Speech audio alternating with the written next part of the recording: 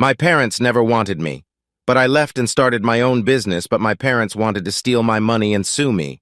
My parents were never fond of me. They were high school sweethearts and even attended the same college. They had grand plans to travel the globe and immerse themselves in different cultures, but all of those dreams were dashed when my mother discovered she was pregnant while still in college. They considered terminating the pregnancy, but their parents didn't allow it. Eventually, my mother had to drop out of college and stay with her parents because she couldn't handle the gossip and judgment from others. That's how I came into the world. My mother despised me, but my grandparents adored me. For a long time, I believed my mother was my sister, and my grandparents were my parents, as she never spent time with me. She would either ignore me or yell at me if I sought her attention. My father was also absent, so I had no idea he even existed. My parents continued dating during this time. I understand they didn't want a child, but as a child myself, I couldn't grasp why they hated me. My grandparents, on both sides, would spend time with me, babysit me, and treat me kindly. By the time my father graduated from college, I had started to walk and talk. He began feeling guilty for not being involved in my life, so he started visiting me every weekend. I thought he was just a friend of my grandparents. My mother hated seeing him spend time with me and always told him to ignore me, but my grandparents encouraged him to get to know me, and that's how I discovered he was my father. Once he got a job, he proposed to my mother, and they moved in together.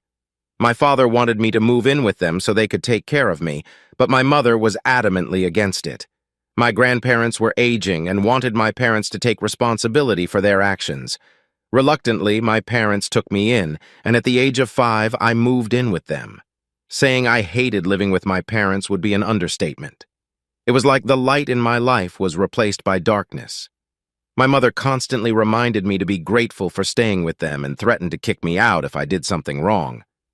My father worked all day and came home late at night. When I wanted to spend time with him, he would tell me he needed some time alone and urged me to go to bed, saying he couldn't handle me that day. I went from living with my loving grandparents to living with parents who despised me. I didn't understand why, but I knew I was unwanted. My parents never bought me toys or treats like other kids. Sometimes I went to school with incomplete assignments, and when my teacher called my mother, she would scream at me for being lazy and tell me to take responsibility for my studies. I was so terrified of her that I started doing my homework diligently, hoping she would accept me someday, but she never did.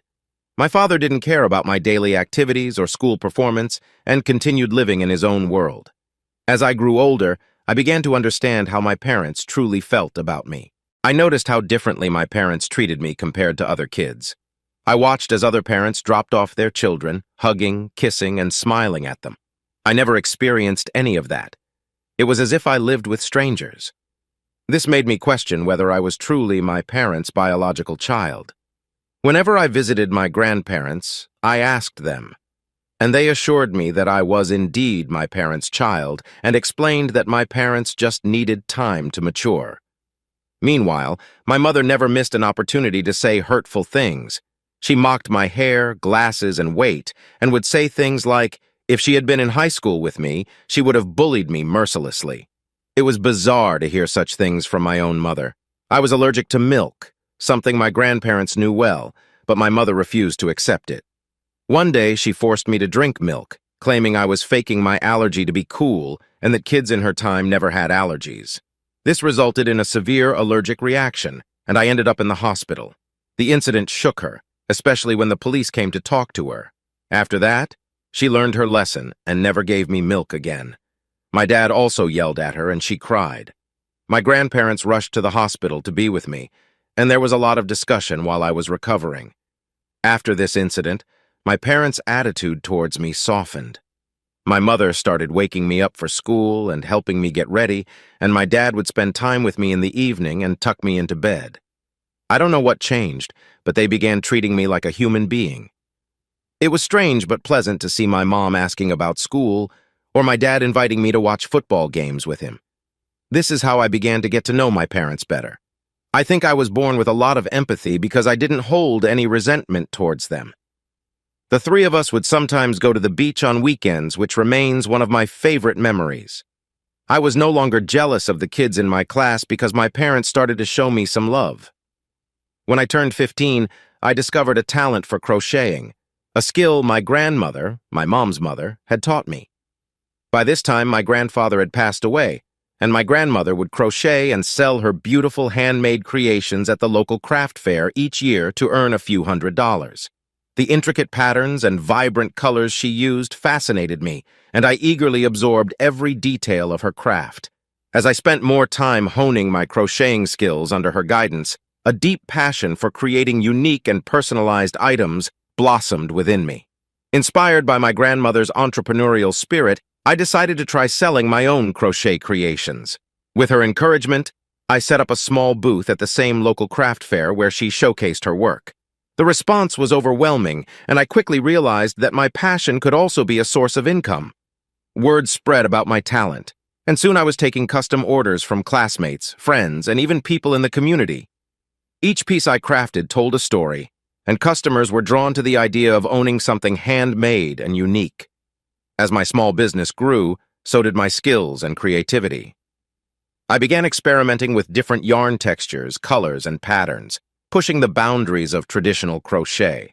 My creations evolved from simple scarves and blankets to intricate wearables and home decor items. The positive feedback and repeat customers fueled my determination to refine my craft further. When I started earning significant money, my grandmother suggested I open a savings account to manage my finances better. My grandmother suggested saving my earnings for college. When I shared this with my parents, their eyes widened in shock upon hearing how much I had been earning. Until then, they thought crocheting was just a silly hobby. When they realized I was making a significant amount of money for my age, they vehemently opposed it. My dad threatened to burn all my crochet pieces and insisted he wasn't working hard to pay for my education so I could waste time on stupid things. My mother banned me from visiting my grandmother's house. They demanded that I hand over the money I had earned, but when I told them it was all with my grandmother, they called her and started yelling. When my grandmother realized they were trying to take my money, she refused to give them anything, while my parents screamed about how they deserved every cent.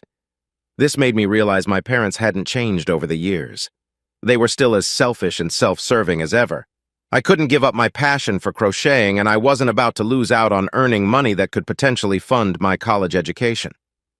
Seeing how my parents behaved, there was a good chance they might not even send me to college, so I needed to take matters into my own hands and work towards my future. I devised a plan to visit my grandmother's house every weekend to work on my designs. I lied to my parents, telling them I was spending time and sleeping over at my best friend's house, who knew about the situation and supported me. I would then go to my grandmother's place, and we would crochet together to fulfill the pouring orders from clients. My grandmother played a pivotal role in building my business, and I also embraced different online platforms like Instagram, TikTok, and Facebook to reach a broader audience. Social media became a powerful tool for showcasing my work and connecting with fellow artisans. The digital realm opened up endless possibilities, allowing me to share my passion with a global community. Over the years, my small booth at the local craft fair transformed into a thriving online business. My grandmother helped me open a bank account with her as a co-owner. I trusted her completely, and thanks to her, I could save all my earnings for college. She believed in me when my own parents only wanted to take my money for themselves. Once, my mother went through my phone without my knowledge and discovered my online business and that I was still operating it behind their backs. This led to a huge fight, with my parents screaming at both me and my grandmother. They demanded I withdraw all the money I had earned and give it to them since they claimed they had raised and taken care of me all my life. I was on the verge of tears, trying to explain that the money was for my college and that I wasn't harming anyone. My dad yelled that I had gone behind their backs and that he could no longer trust me. My mother demanded I delete my Instagram page and stood right next to me to ensure I did it. I cleverly deactivated my account instead, planning to reactivate it once I was free from my parents. They then implemented strict phone restrictions from 9 a.m. to 4 p.m. and 12 a.m. to 8 a.m. They also started tracking my location and monitoring my entire internet history, with notifications triggered if I searched for anything they deemed inappropriate, even innocuous things like shopping for underwear. I was only allowed to go out with my friends twice a week, but I had. I had to come straight home afterward, or they would call me and my friends multiple times. Occasionally, I was allowed to hang out with my grandma for a few hours after school, but they banned me from crocheting with her. Otherwise, they threatened to take away my phone and internet access. There were many days when I just wanted to run away, but I was still 16 and had no way out. I asked my parents to let me have a part-time job at a local cafe, which they allowed but demanded 25% of my earnings. I agreed without argument, giving them 25% every week, and the remaining 75% to my grandma to deposit into my bank account. My parents continued to make my life difficult by regularly barging into my room at odd times to check my space, go through my chats and emails, and monitor my location. If I didn't follow their rules, I was either grounded or forced to give them more of my earnings that week. Despite everything, I focused on excelling at school and getting good grades. I knew that getting into a good college was my ticket to escaping this life, so I worked tirelessly. The night before I turned 17, I packed everything I had bought for myself, leaving behind items my parents had given me, including my phone. I wiped my phone clean to ensure they couldn't find any information about me. I also knew my parents wouldn't allow me to take anything they had bought, so I didn't. My plan was set. My grandma came to pick me up early in the morning so I could finally move in with her. My parents were shocked to see me leaving and started arguing with my grandma, threatening to involve the police. I told them to go ahead since I was now 17 and could make my own decisions. They tried to blackmail me, saying they would tell everyone I was an ungrateful daughter and that everyone would shun me for leaving my parents. I didn't care. They also threatened to withdraw any support for college, but I smiled, knowing I had saved enough and was eligible for a scholarship. As I walked out of the house, I felt a mix of fear, relief, and determination. Little did I know, my journey was about to take an unexpected turn. The first few weeks at my grandma's place were a breath of fresh air. The strict restrictions were lifted, and I could finally breathe without constant monitoring. The first thing I did was buy a new phone and get a new mobile number. Next, I went to the bank with my grandma and took all my relevant documents to convert my minor account into an individual account. I was thrilled to finally have my own card and account without needing anyone's permission. I reactivated my Instagram account to resume my crocheting business. My grandma was very supportive and even offered me a small space in her house to set up a makeshift studio. Just a week after moving out, I heard from relatives and old neighbors that my parents had thrown a party to celebrate their newfound independence. They were extremely happy to start their new family life free from the burden of having me around. They invited other child-free friends and posted numerous pictures of themselves laughing and drinking throughout the night without a care in the world. Initially, the news stung VJJ the fact that my own parents were celebrating my absence just a week after I left them. Showcasing their newfound freedom was a stark reminder of how unwanted I had been in their lives. It felt like a cruel twist of fate. My dad's parents were also shocked to hear about the celebration, and they tried to reach out to me. They had been traveling a lot in their RV, exploring the country, so it had been years since I had spoken with them. When they finally got my new number from one of my cousins, they immediately called me to ask about everything. I told them the truth about what had happened between me and my parents and how I had left home. They were horrified to hear about the abuse. They asked why I hadn't reached out to them for help, and I explained how my parents monitored my phone, restricting my communication to only a few friends and my grandma. This is when my dad's parents revealed that my parents never wanted me in the first place, but they had thought my parents had changed over the years after I moved in with them. They begged me to forgive them for not being there for me.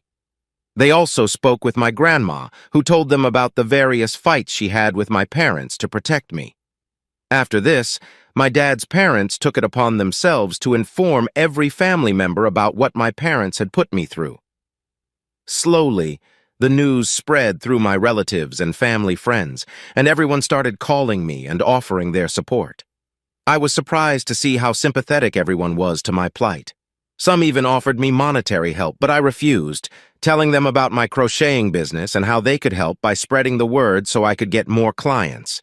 This is how my business started to slowly pick up. During this time, I was accepted into my dream college with a full scholarship. My life was finally about to change for the better. The college was not very far from my grandma's place, so I could visit her every weekend to spend time with her or work on my crocheting. My dad's parents decided to gift me their old car, which needed some repairs but was manageable, making it easier for me to visit my grandma. One of my friends who worked for a local newspaper reached out to me and asked if she could write a story about me. There weren't many young entrepreneurs in our area who had their own businesses like mine, and she thought my story could inspire other youngsters to find their own path. After some consideration, I agreed to the interview. I didn't think it was a big deal since my business still needed a lot of work, but I hoped that if there was a kid out there like me, stuck in a toxic environment, they would read my story and feel inspired. When my story came out, it felt surreal to see my own journey featured in the paper.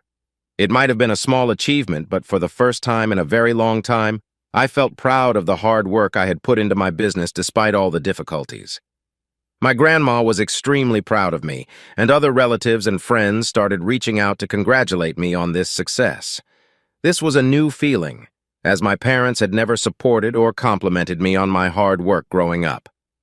My parents must have read the story as well because they called my grandma to scream at her, accusing me of betraying them by going behind their backs. They demanded that I publicly give them credit for my business since relatives had been criticizing them ever since they learned about their controlling behavior. They also insisted that I share my profits with them, threatening to take me to court. But my grandma firmly told them that I had done all the business under her roof, so they could try going to court over it if they wanted because they would lose. I was so angry at how my parents were behaving that I wanted to scream and yell at them, but I knew I couldn't do that. Instead, I organized a small celebration and invited my close family members and friends so we could celebrate the success of my hard work and business.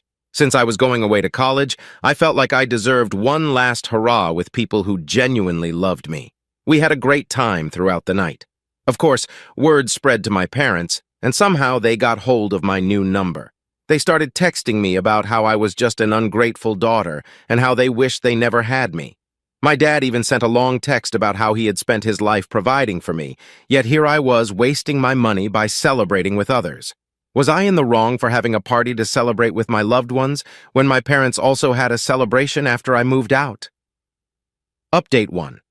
When I posted my story on Reddit, I had no idea it would blow up in just a few days. I have seen my story on TikTok, and it scares me that my parents might find out about this. For my sake, please pray that they don't find out anything. As per the comments, I understand that many people want me to block my parents permanently, and I plan on doing exactly that. However, I do want to send them a final email telling them about everything they have put me through so they know exactly what I have been experiencing. I am not a doormat, as some of you have been calling me. I am just a young person who had extremely toxic parents, and it's difficult for me to drop them. Society always teaches us that our parents always want the best for us, but no one ever teaches us what to do when you end up with toxic parents and how to cut them off. I understand if some of you blame me for letting my parents walk all over me, but please understand that I am young and learning slowly to stand up for myself. Update 2. Hi, everyone.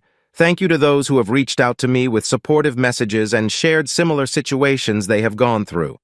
As I mentioned earlier, I did write an email to my parents. My grandma helped me pen down my thoughts more clearly. Here is the content of the email. Dear Mom and Dad, I've spent a considerable amount of time reflecting on our past, present, and the potential future of our relationship. It's with a heavy heart that I've come to the realization that for my own well-being and growth, I need to sever ties with you both. I have spent my entire childhood yearning for your love and attempting to meet your expectations, but for some reason I was never enough. Over the years, I've worked tirelessly to understand the reasons behind your apparent dislike for me and to strive to be accepted into your lives, but you both never accepted me. From the earliest memories when Mom forced me to drink milk despite my allergies to the times I felt like a stranger in my own home, your actions have shaped my perception of how toxic our family is. Yet through it all, I held on, hoping for a change, for a connection that never happened. Unfortunately, when I found solace and purpose in crocheting thanks to Grandma's guidance, I thought it might bridge the gap between us. As I built my business, your attempts to undermine and control me only solidified my decision to break free from this toxic environment.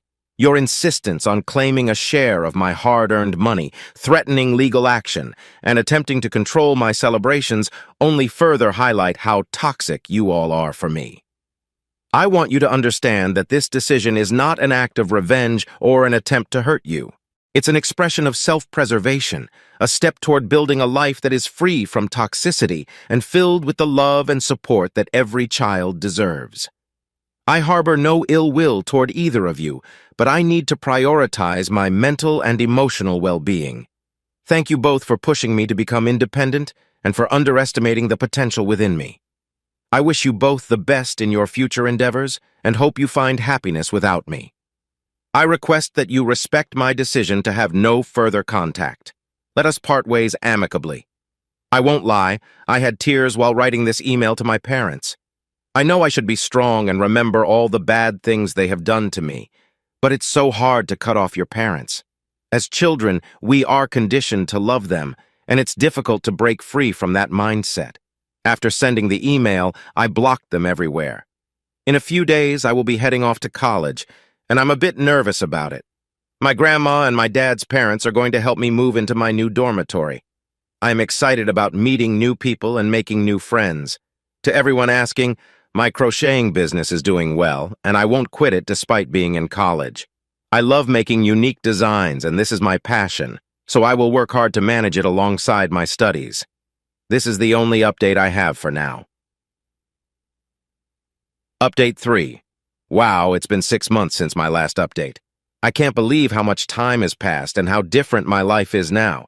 First and foremost, I am thriving in college. The classes are challenging, but I'm putting in the effort to maintain good grades. I know that despite my successful crocheting business, having a college degree will provide a safety net. I've also made some incredible friends in college, and thanks to them, I even get more crochet orders. College life has allowed me to explore new horizons and meet different people. It's a refreshing change from the isolation I felt back home. I even have a boyfriend now named Kyle. It's only been 2 months since we started dating, and we're still getting to know each other. He's a sweet guy, so we'll see how things go. Every weekend, I make it a point to visit my grandma. We continue to work from her makeshift studio to fulfill our crochet orders. The business is booming, and the positive response from our clients is overwhelming. It's amazing how pursuing my passion has provided not only financial stability, but also a sense of purpose and fulfillment. As for my parents, it's been a quiet 6 months since my heartfelt email. They haven't attempted to contact me. My grandparents informed me that my parents received a lot of criticism from everyone, so they decided to sell everything and move out of the country, likely seeking a fresh start. I don't know where they are, and truth be told, I don't really care. The fact that they chose to leave without any attempt at reconciliation or even a single apology speaks volumes. I genuinely hope they find happiness wherever they have gone and can pursue the things they have always wanted to do. It's time for me to focus on my own journey and continue building the life I have always dreamed of. I want to express my gratitude to all of you who have been following my story and offering words of encouragement. Your support has meant the world to me. If there's one lesson I have learned through all of this, it's the importance of surrounding yourself with people who uplift and believe in you. Thanks to my grandma and friends who believed in me, I am where I am today.